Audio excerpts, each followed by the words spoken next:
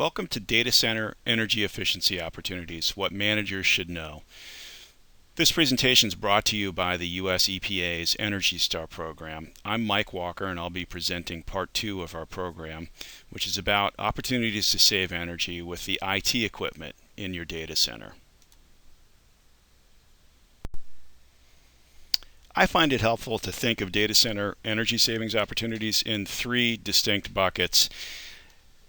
The first being the IT equipment itself, the second being airflow management techniques, and the third being heating, ventilation, and air conditioning adjustments. So let's start with the energy savings opportunities with the IT equipment itself in your data center. And I'd like to note that for those of you with a server room or a server closet, your main focus should be on this bucket of opportunities, IT energy efficiency, because a lot of the airflow and the HVAC opportunities simply may not exist in a server closet.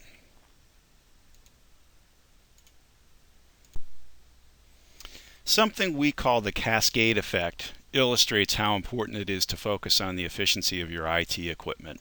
Essentially, the cascade effect shows that saving 1 watt of power at the server component level can result in saving nearly 3 watts of power in the data center as a whole, and that's due to the overhead that's required to support that single server. So let's say, as an example, you reduce the power consumed inside of a server, perhaps by a component such as the graphical processor unit, the CPU, the hard disk. Let's say you were able to reduce that by 1 watt. That would lead to energy savings that cascades through the data center. And you would see reduced energy losses from the DC to DC voltage regulator conversions that happen inside the server, in the conversion of power between AC and DC power, in power distribution within the data center, with your uninterruptible power supply, with your cooling system, and with building-wide transformers.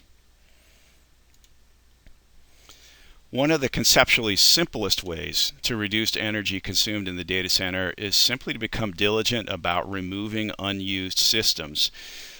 Surveys often find that 8 to 10% of servers are still in data centers running and performing no useful work. So why does this happen? Well, in the frenetic life of IT operations, IT asset management, as we call it, often takes a backseat to more urgent initiatives. So we're really good at deploying servers for the boss's latest IT initiative, but not so good at removing servers once their useful life has ended, simply because it's not urgent. So it sounds simple, but the first step is to take a server inventory, because it's easy to lose track of servers as time goes by. As mergers and acquisitions take place, as people procure servers maybe without going through central IT, or as servers are retired or repurposed. Track the equipment type, the location, and the service level agreement associated with that piece of equipment. So Sun Microsystems reduced the energy consumed in their data center by 11 to 14%, simply by decommissioning unused servers, and they had a not so complex 2-stage process. One was warn everybody that you're going to turn off a server, then turn off the server, and if nobody complains after 90 days, remove that server. So we refer to eliminating unused servers and systems as the bring out your dead opportunity, with apologies, of course, to Monty Python. Most servers run at a fraction of their work capacity, or utilization, as we call work capacity in the business. We used to deploy a new server for every new IT initiative, but we simply don't need to do this anymore. And there are really 4 ways to consolidate lightly used servers. The first is to combine applications that use the same operating system onto a single server and operating system instance. So an example of that might be file servers that can very easily be consolidated.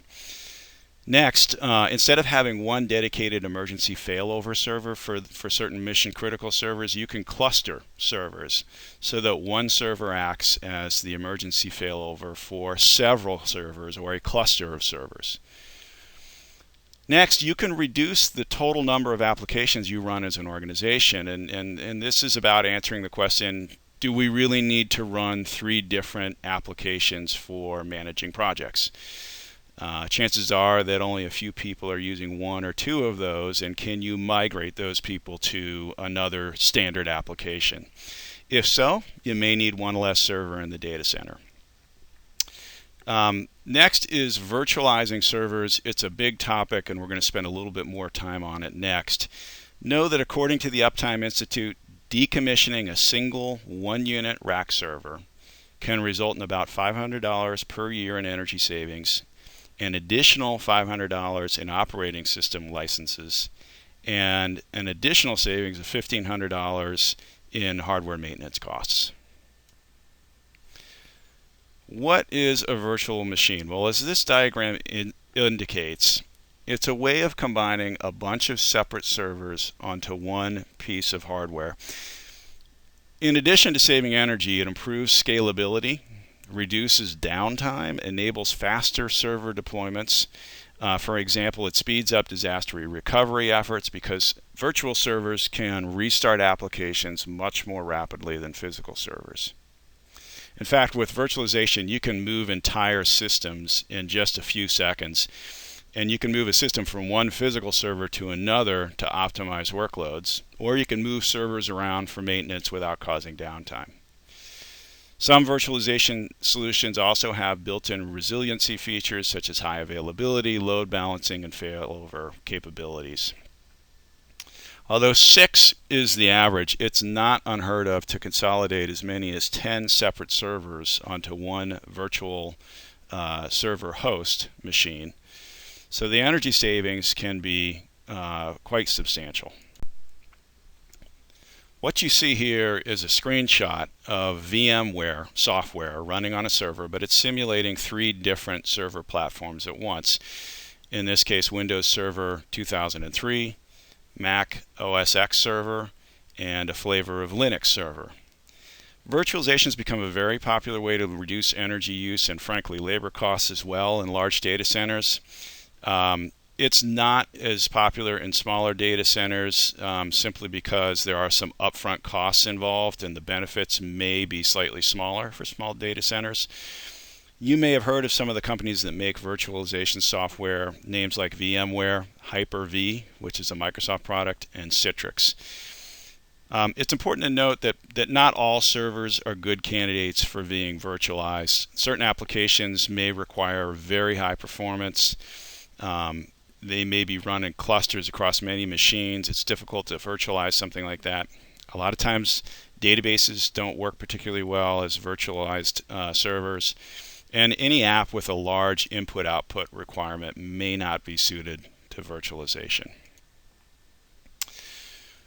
Virtualization reduces your total cost of ownership substantially. So here's a fairly small data center.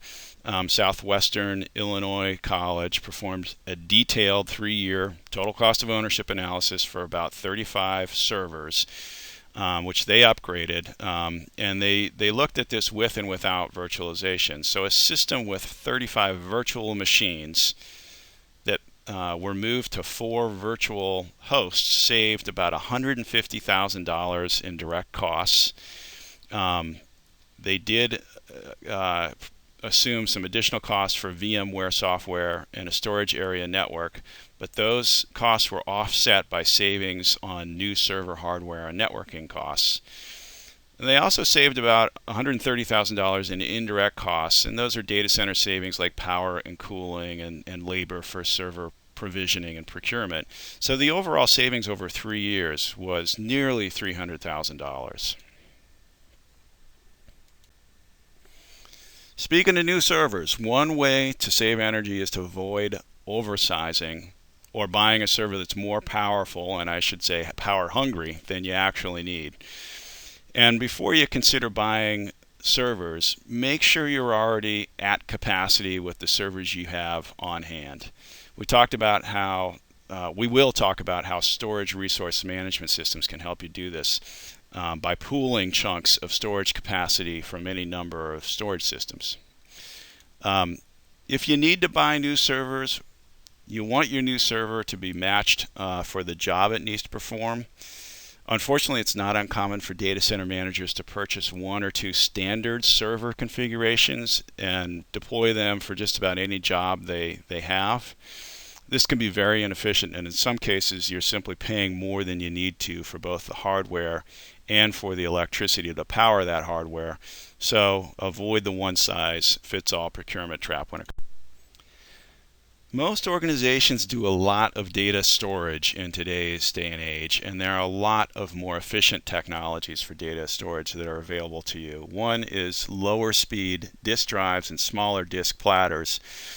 All things equal, a disk speed that's half of its prior speed will lead to about an eighth of the power draw, and all things equal, a smaller disk drive requires less energy to spin than a larger disk drive. You may have heard of MAID systems, and this stands for Massive Array of Idle Disks. A MAID system is a data storage system that doesn't expend any energy to spin hard disks until the data on those drives is actually requested by the user. So they're very energy efficient, but they may be slower. This makes them ideal for data that doesn't need to be accessed instantaneously or very often. Solid-state drives. They have no mechanical parts, no spinning disks to power, so they're very energy efficient. They're ideal for certain types of applications and less so for others. Essentially, they have great read performance, so they're ideal for applications that demand fast access to data, like an operating system startup disk, but they can write more slowly or at the same speed as traditional hard disks. So they may not be the best fit for high write applications, things like email and databases. Solid state storage is substantially more expensive per gigabyte than hard disk drives, although the price is coming down, so that's something to consider. Tape is fairly energy efficient, and it may make sense for long-term storage, but a lot of people are moving away from tape storage because it has a limited lifespan, so that's something to consider.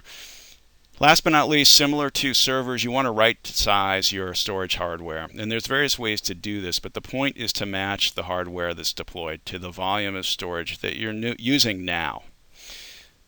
Two points of reference. One is called a scale-up type of system, and scale-up deployments are sold as systems with a lot of excess controllers and a lot of power overhead, and you eventually fill them up with drives as you need them. There's also something called scale-out systems, and these generally match up the controllers to a set amount of hardware, and they bundle them together into one modular package, and then you acquire additional grow. Let's talk about storage resource management tools, or SRM tools. This refers to software tools that help data storage administrators more efficiently and effectively provision and manage data storage. Sometimes they're referred to as COMs, or capacity optimization methods.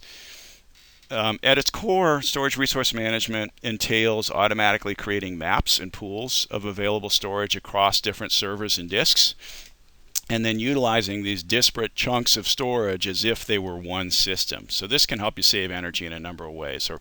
One is deduplication. So deduplication features remove unnecessary files. What do I mean by that? Well, it's fairly common for organizations to have dozens or more copies of the exact same file on their servers. For example, each time you email a copy of a file to somebody, you may be creating inadvertently 3 to 4 copies. You've got one on your hard drive, you've now got one in the mailbox, you've got one in your colleague's mailbox, and if they save it to their hard drive, there's a 4th copy. So deduplication finds these duplicate files and replaces all but a master copy with a smart hyperlink. As a result, it can substantially condense the amount of data that you need to store. Second, automated provisioning can improve storage utilization by improving storage efficiency through right sizing, identifying and reallocating unused storage, and increasing capacity by improving storage utilization of the existing storage that you have. Third, thin provisioning uses less storage by promising a certain amount of storage will become available on demand, and then tracking cumulative use to make sure that available storage is always kept larger than your used storage by some delta or some difference. Then it allocates storage only when it's used. And the result is you don't over-provision in order to run out of space. So you don't buy 6 servers even though you only need 1 now. So fewer servers needed means less power needed. And last, tiered storage basically places information that's rarely accessed in higher latency equipment. But what is an uninterruptible power supply system? Well, a UPS system is essentially a battery system, and it powers your data center in the event that utility power gets knocked out.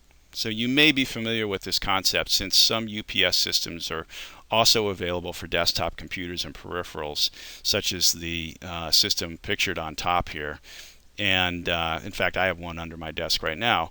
In a data center, these UPS systems provide power for just long enough to crank up the backup generators, typically just a few minutes of time. They also clean up dirty power, which means they correct for power surges, voltage drops, and frequency distortions.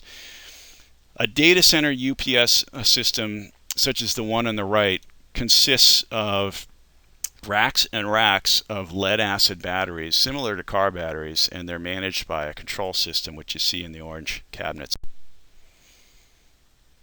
As shown in the graph here, UPS efficiency varies a great deal with the load that it's carrying, and UPSs can be very lightly loaded in data centers, which just isn't very efficient. So a quick example, Exelon, a company that had 2 large UPS systems running in parallel to protect one of their data centers, had low load factors and corresponding low power efficiency. What they did was they opted to go. Most people know that they can buy ENERGY STAR certified products like refrigerators and AC units, but a lot of people don't realize they can also buy ENERGY STAR certified data center equipment.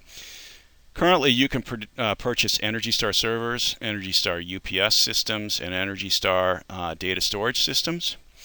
ENERGY STAR products usually cost the same and perform the same. They just happen to be designed and constructed to save you energy. And know that ENERGY STAR is currently developing a specification for large networking equipment.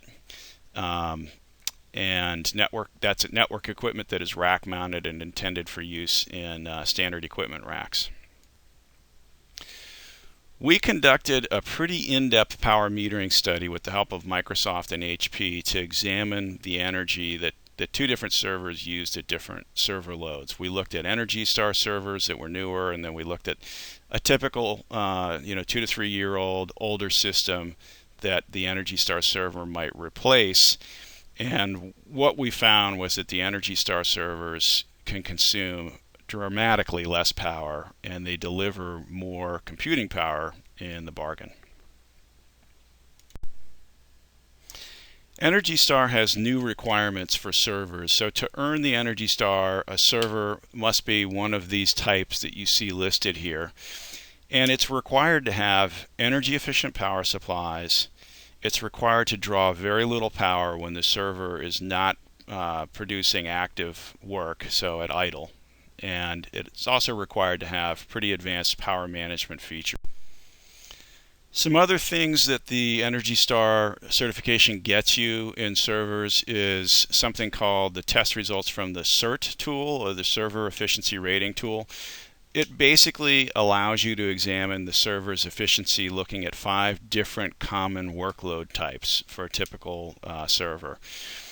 In addition, ENERGY STAR servers have the capability to measure real-time power use, processor utilization, and air temperature, and that improves their manageability and lowers their total cost of ownership. They have advanced power management features and efficient components that save energy across various operating states, including idle. And last but not least, they have a power and performance data sheet for buyers that standardizes key information about energy performance and other features and capabilities. ENERGY STAR servers are made by all of the leading manufacturers that you may be familiar with. And if you go to the energystar.gov website /products, you'll see a list of a complete list of qualified server.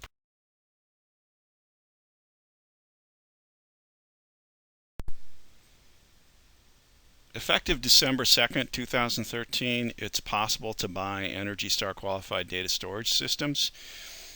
At this moment, the spec is limited to what we call online storage systems, as defined by they have a maximum time to first data is less than 80 milliseconds. That's typically hard disk drives and some solid state drives with a storage controller.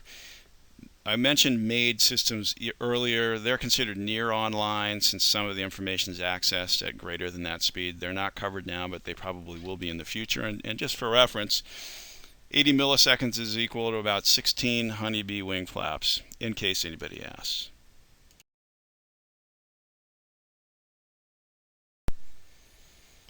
So to earn the Energy Star, data storage equipment needs to have power supplies that are efficient across a wide variety of loads.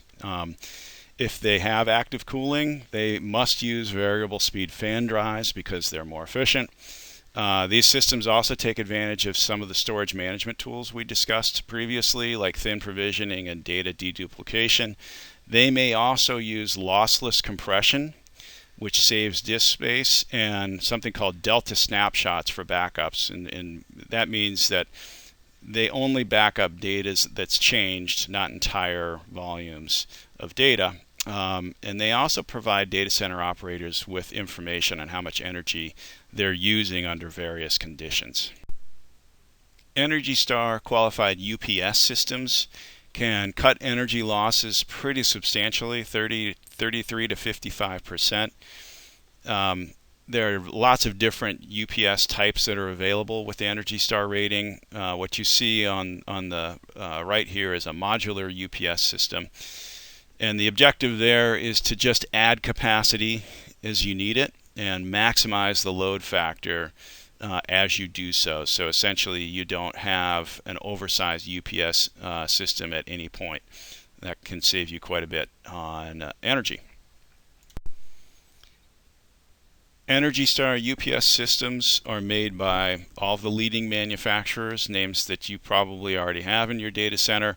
For more information on the exact models, again, go to energystar.gov/products. And this concludes part 2 of our presentation today. Again, I'm Mike Walker with Beacon Consultants. My contact information is here, and I hope you'll stick around for the rest of our presentation. Thank you very much.